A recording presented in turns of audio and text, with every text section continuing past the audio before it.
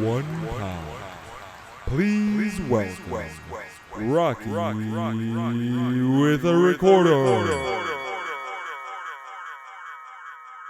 I've been kind of not looking forward to calling you for this. Yeah, I know. I could tell from our text messages. Okay. If it seems like I've been kind of blowing it off, as because I have. Welcome back to the podcast, guys. My name is Graham Van Bach, and I am your Rocky with a recorder. I appreciate you listening. I know it's been a while since I've put out another podcast, and I'm playing catch-up, so what you're about to hear are podcasts I've been recording along the whole time. It's not a problem of getting material for the podcast. It's always a problem of getting time to put the material together for the podcast. After listening to all those NPR shows and podcasts, and you hear all that long list at the end of all the producers and editors and sound people that go into it, you realize, it takes a lot of work to make a good sounding 30-minute show. And I'm all on my own. I'm learning it all. I got a big curve. I'm not saying it's not possible. I'm just saying it's more work than I expected going into a year of sobriety and diet and exercise and trying to figure out life in general. It's been a busy year for me. I mean, those first month, January, was pretty easy, if I'm honest. Getting over sobriety was the tough part. You know, I passed out. I had some difficulties, but overall, I mean, it was a pretty easy month. And then February came and went, and that was tougher because I hurt my back at the end of January. As you'll hear, I had been going to physical therapy. I was working still, doing the dieting, and then I gotten to dating and things, and so just trying to live life. It was tough. February was tough. I did go to the Bahamas, stayed sober, pretty proud of myself. I can't complain about that. As you heard during the recording of most of this material on the podcast, I was 341, so that's a big step for me. Still losing, but kind of slowing down here, which was expected because I was doing the physical therapy. I wasn't able to work out. Wasn't able to do much. I did diet. I kept the diet well. I didn't drink. I didn't gain any weight when I went to the Bahamas, so that's a big plus. But I didn't lose any either while I was there. So it was like, this is the plateau. This is where I hit. That's what this podcast is really all about, which was expected. You know, it's easy to drop those first 20, 25 pounds when you're super overweight, but then it's that consistency of adding a little bit more movement, a little bit more stretching, a little bit more everything as you're trying to get better at just feeling better. You know, it's easy to sit on a couch and do nothing and feel like a lump, even if you're eating well. You got to move your body. You got to move it or you lose it. That's what they tell me. So I'm trying to remember that, and I'm trying to do that. Not an easy task. So that's what this is. Up front, you'll hear that I call my buddy Nick again to try and catch up with him and his weight loss goal. If you guys remember, he's trying to get under 200 pounds and not being successful. He and I are running into similar issues of the whole dating thing. You know, it's hard to be young and social and get out there and things. I mean, not that we're that young anymore, but to date and be social while still trying to be conscious about what you're eating, when being social means going out and relaxing and not thinking about that sort of thing and doing it. It's an idea that I have to think about a lot as I go out to eat and things, and I think about all the generations before us and how this is kind of a relatively new thing. People didn't go out as often as we go out. People didn't have as many temptations as we have. People weren't working as many hours as we're working usually. So it's tough to control all those things. And honestly, you know, eventually one of them has to give. You got to figure out something. So that we talk a little bit about that. I mean, right up front here, you can hear that Nick gets into my diet and the call. I'm sorry for the call quality and how that went, but I'm trying to record different things. I don't think I'll record it like this again. Again, I'm trying to be my own NPR over here, my own Graham PR. Graham Public Radio. Feel free to donate. It's that time of the season. No. So as you can hear right here, Nick dives right into how I'm eating and and going out and social life like that I and think I things. should maybe try your diet. I mean, what I do is like on Mondays, which is my day off, so like if that's your Sunday, I just go to the store, I buy 6 pounds of ground beef, lean ground beef, and like 6 or 7 sweet potatoes, and I cook it all, and I put it all in containers, and that way I take my lunch with me to work, or if I'm going to be at work for a long time, lunch and dinner, and then I do that for every day. How do you? I mean, you obviously get tired of it. You get bored with it. How do you just?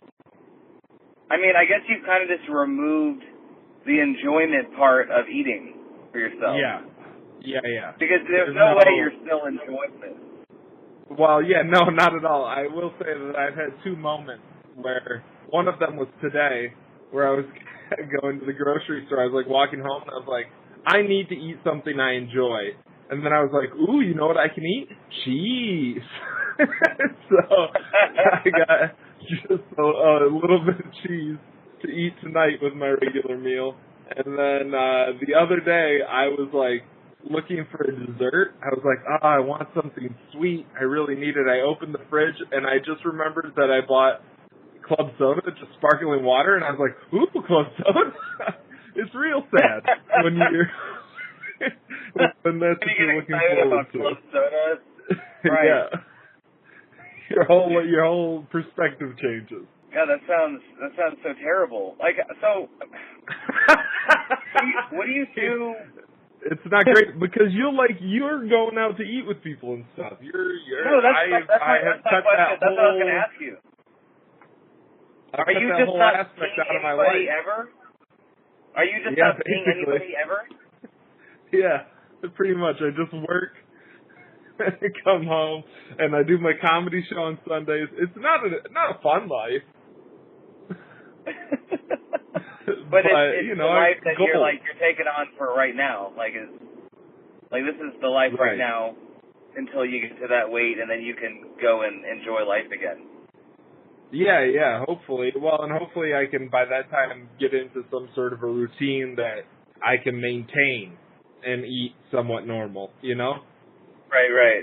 So this is kind of just like the shock phase of just like getting your body into a certain routine. Yeah, that's how I keep thinking about it, is that it's just going to be a few months of basically nose to the grindstone, get unfattish.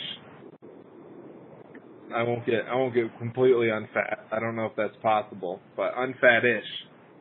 And, back down low enough that when I start getting fat again, it'll be my 4th fat. Right. That's the goal. Right now, it still counts as the 3rd fat, I think. Honestly, like, I haven't listened to that, and I don't know what I said, but, like, nothing has fucking changed. Like, literally nothing has changed. If anything, I may have gained weight. Oh, no. So you haven't tried to change your diet? You haven't started going to the gym? The thing is, I'm still doing those things. It's just I don't think I'm doing it hard enough. I go to the gym I'd say maybe 3-4 times, maybe 5 times a week. But I'm doing 30 minutes of cardio, and that's it. And maybe that's probably not enough. And then with diet, for breakfast I do pretty well. For lunch I do pretty well. And I think dinner is kind of when it falls off a little bit. And I'm not being as strict as I can. And what I need to do is what you're doing is you're kind of just you're just looking at it like fuck. This food is not for enjoyment right now. This is just for fuel. And I have to get into that. And it's hard for me because like, you know, like that question I asked you, you know, how do you go out with people? Well, that's my problem is, you know, I have kind of a new girlfriend. You know, we've been together for like 3 months now. Ooh, And shout out to the girlfriend. what up, Kate? Oh, I don't know if she listens. She probably doesn't listen to this. I don't even know if she does this. Anyway, and you know, we like to go out and try new restaurants and drink alcohol. Like that's one of our favorite things to do. Yeah. You know? No, I totally understand. If I were in that same situation, I could never do this. Like it's been the hardest part for me for years, I think. Here's what I think is when you go to the restaurants and stuff, what I'm finding is if I just go, all right, tonight I'm not going to eat any bread or any meat, you can still get a really good meal that's all vegetarian because they have vegetarian stuff. And then you're eating like actual real food. You're filling up on real, you know, instead of like carbs and stuff. And then the drinking thing, that's always tough. There's just no way to get around that. That part, I mean, I'm definitely trying to kick beer. I mean, beer has mostly been relegated to just like maybe once a week and maybe just like once every, you know, few weeks. So it's not nearly as much as it once was. What do you I'm kind of replacing that. I'm replacing that, yeah, with like wine or whiskey. You've so changed. Huh? You've changed.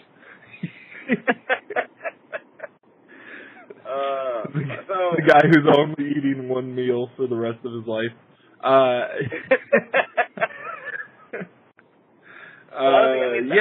think about what you're doing, and I'm like, God damn it, that's what I should do. And then I think, well, fuck, what happens like when she wants to go get dinner? And I think maybe we're not at that point yet. I mean, it's pretty new, and I don't know if we're at that point where I can just be like, listen, I know we're going out to a restaurant, but I'm taking this Tupperware full of ground beef and sweet potatoes, and that's just how it's going to be. There's this amazing story of like when Bruce Willis goes out to eat with people, he'll bring his meal with him, and then he'll hand it to the waiter and be like, just warm this up.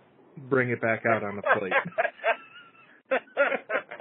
So as you can hear, Nick and I both struggle with that social aspect of eating because we both, I think, see food as sort of a glue to hold social norms together for us.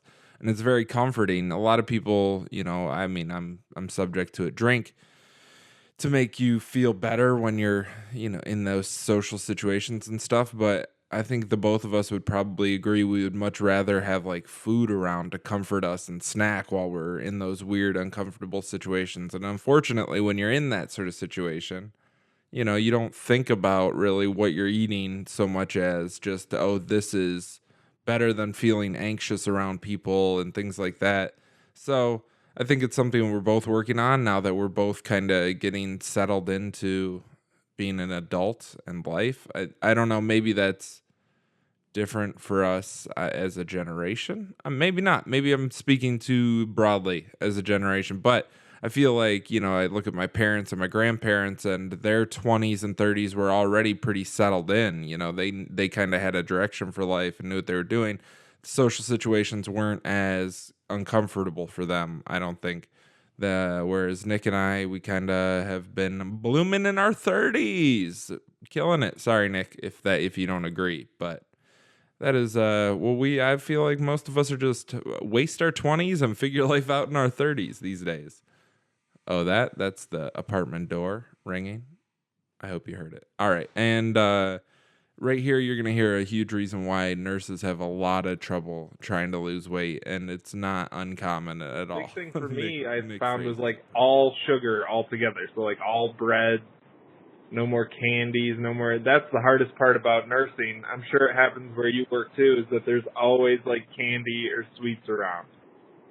Oh, yeah. I mean, we literally have a candy drawer that's full of like, it looks like fucking Halloween in there every day. Like, you open it up, and there's just Snickers and Twix and Chocolate Kisses and M&M's just all over the fucking place. It's ridiculous.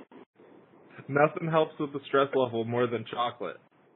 Just Oh, the that's so nurses true. love So as you chocolate. can hear, there is one last hurdle for us to always jump, and that is the social norm of nurses always having chocolate on their hands. I don't know why, but nurses always have candy. I mean, I do know why. People want to, that you're doing a service, they want to do something nice, they bring in candy. Managers and things know that people like candy, and so it's always around. There's always sugar around. And sugar does help the shift go faster. If you're stressed out, it feels good to just eat some candy, do those sort of things. But again, even in a stressful job, it's you have to try and remember like these are the same social norms as when we're out and about, trying not to eat like garbage. And now you have that same stressor kind of feeling, but you're at work and there's a bowl of candy. What are we supposed to do? So, yeah, as you're about to hear, I give Nick probably the greatest advice he's ever heard for trying to lose some weight. And I mean, if you're really looking to lose some weight, get rid of that girlfriend. You know, really. you're gonna lose about 150 pounds right there. You know, just get shaboom. That's a great dad joke right there. That is a classic dad joke. Yeah, that's great. I'm rolling my eyes right now. Can you hear it? Oh, yeah. Now she definitely can't listen. Yeah, right. She'll never want to meet me. She'll be like, no, I know Podcast? about this What thing. podcast, honey? Yeah. So you think you either stayed the same or maybe went up a little. You don't know. Well, I'm trying to remember where I was when we first started talking, and I want to say I was sitting at like 225, 226. Yeah, and that's now what I think you I'm sitting said. at around like 227, 228, I think, ish. Oh, that's not So terrible. I'm happy to say that Nick didn't take my advice. He's still happily dating good old Kate. As far as I know, things are going well. I'm happy for him. You know, it's a difficult. And then we talk a little bit about what I actually eat for the prepared meals and how I make it, which was something that I also had to kind of come to terms with was just how simple this is to make as a meal, and then how monotonous it can be. So I tell him a little bit about that. We talk about it. We shoot for a goal, which you'll see that we don't follow. So where'd you come up with like your diet plan? Was that just something like you researched for yourself? No, that was the personal trainer was like, eat 7 ounces of ground beef with a cup of rice, and then you can have like almonds and stuff throughout the day. But I just don't do the almonds or anything. And then I switched from rice to sweet potatoes because I was just tired of rice, and also I thought, well, I should try and eat something with some nutrition instead of just meat and a thing with no nutrition at all. So right. I started eating sweet potatoes, which have about the same amount of carb level as rice, but have some vitamins and nutrients to them. So Right. that's and what how I are switched you over to. How are you cooking it? 2 big pans. I just put all the meat in 2 big pans and I grill it up or brown it up, and then the sweet potatoes I chop into cubes and I put them in the oven. That's it. All in all, it takes like from start to finish 2 hours to set everything up, make it all, clean it all up, be completely done, and then I have my meals for the week. All right, so for next month, shoot for 222. Okay, we're setting a goal right now, and I don't want to be embarrassed by getting on your podcast and being heavier than that. So the goal is to be at 222. It's not even a terribly difficult goal. It really isn't. It really isn't. In a month, 4-ish pounds. I got it. I'm on it. I like it. And hopefully I by the time I talk to you next, I'll be under 330. Oh my gosh. That's amazing, man. That's my hope. Well, I'll probably plateau out and be upset with myself, but nah, I don't see it happening. We'll see. I don't see it happening. Yeah, it's 341 this morning when I stepped on the scale. Man, so that's great, man. You're killing it. Yeah. Well, we'll see. I also have someone coming to visit So that weekend is going to ruin me. Oh man, you better bring lots of ground beef and sweet potatoes with you. Just pack your backpack. Just pack your backpack full of it. I don't think that's going to be an option for me. So we'll see. All right. All Good luck right, man. for Well, that. I gotta go eat. Yes. All right. Well, I thanks know for you just calling. got home.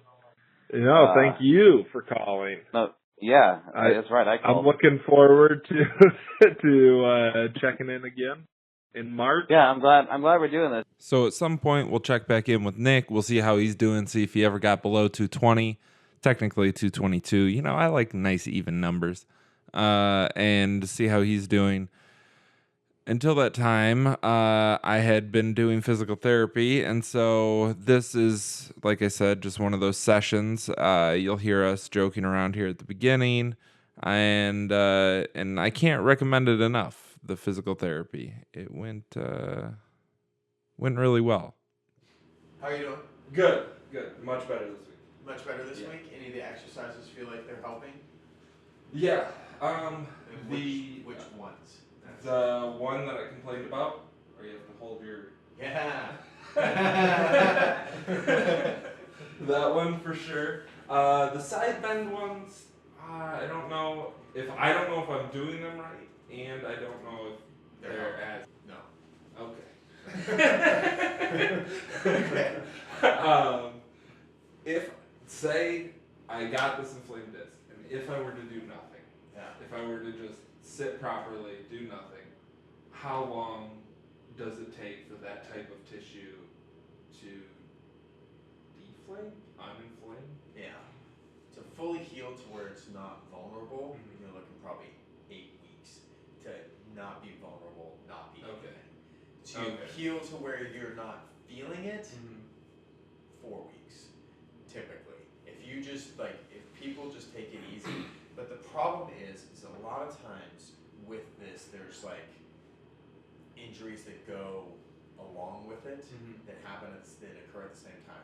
So let's say you get an inflamed disc, but then the tissues around it start getting one of the joints, which are your facet joints, to where it's not moving effectively. Now, the cause of it all was the inflamed disc, but now you got a joint on the side that doesn't move. So then you're going to propagate that joint, and it's going to have this it hasn't ever gotten back to the place where it felt like it was before. So even when the disc would be feeling better, those joints are Then on the the side. joint on the side. Okay. So that's not a guarantee. I'm just my saying, head. I've seen times where people 8 weeks out more, even if they're trying to take care of themselves, if they're trying to avoid activities that bother them, everything, they can still be like, man, it just doesn't feel right. And you can see other people who can get to a place where they're like, oh no, it feels back to normal. Okay. So it's individualized on that, but those would be sort of my general guidelines. Probably about 4 weeks till you're not really feeling it. And it depends. Your type of injury, I'd say 3 to 4 weeks. Okay. Because I'm at 3 weeks right now, and I was just doing the math of when it might be safe to start not lifting, but being more physical than. Yeah, and then hopefully my goal is to start getting you doing some low level physical things this week. And does that include jogging? No. Okay. Elliptical, stationary bike. Okay. All of those. Regular bike? Yeah. Okay. I don't have a problem with I like to bike. ride. You like to ride? Yeah. Man. That's totally fine. Just to work and stuff. Yeah, regular bike. Okay. I'm hating where we're sitting right now. You're driving me crazy. I don't like having you all twisted around. Yeah, regular bike, you're fine. Okay. As long as Regular you. bike is hard to ride, though. I will say that. Because I want to sit like that on it, Yeah, don't sit like but you have to. It's hard to hold myself properly. Is what I found. As you guys can hear, I enjoyed physical therapy a lot. I actually learned way more than I thought I would. I was one of those guys for the longest time that naysayed physical therapy. Until, as you heard in one of the previous episodes, me talking to Megan, and she corrected me and really set me on a path of physical therapy adoration, if you will. So I enjoyed my time. I wish it was cheaper. It was super expensive. My insurance didn't cover anything for physical therapy, so I had less sessions than I would have liked. But I will say that I pay way more attention to how I sit and stand and move a lot because of that short time in physical therapy. Just 4 sessions is all I was able to afford and do. And I mean, it was amazing in that time. So I recommend it if you're having any kind of joint or issues or pains like that. Start there, not with the other things. I didn't realize how little we actually knew about how our bodies should move. It turns out that just trying to pay attention yourself isn't right. You got to have somebody teach you, which is fine. It helps. So that's it for this week. I appreciate you guys listening. Subscribe, rate, tell a friend, pass it around. Hopefully there'll be another episode coming up soon with me and my buddy Randy doing some push-ups. As you heard, I wasn't able to do any weightlifting or anything. Bike riding was like my heaviest thing, so I've been trying to get back into it with some push-ups. All right, later.